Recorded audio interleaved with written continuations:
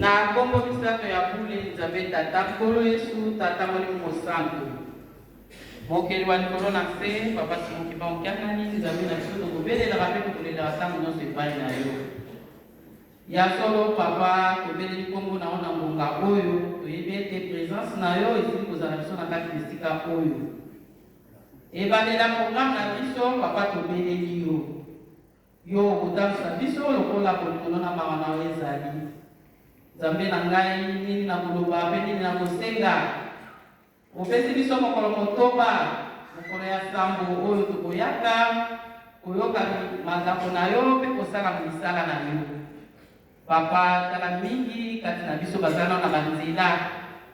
baoyo bakoya na batransport na baoyo bakoya na kati na bavatire na bango moko papa simokima okiangani bongisela bango nzela baoyo bakoya na batransport papa komisa nzela mokuse baya tosangana totombola kombo na papa te lelo ezali mokolo monene oyo yo osili kobongisela biso na ntina ete toya kosangana esika oyo tobeleli kaka yo papa simokima okiangani présence na yo eza deja na kati esika oyo tambisa biso lokwa bolingo na yo na mawa na ye ezali papa telemi liboso akolesa biso bile ya molili amikoki te nzambe na ngai landa ye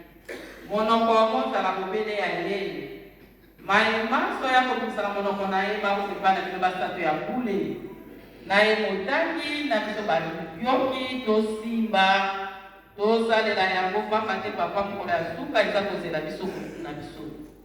ebandeli toyebi ozali na biso ozala na biso ntina suka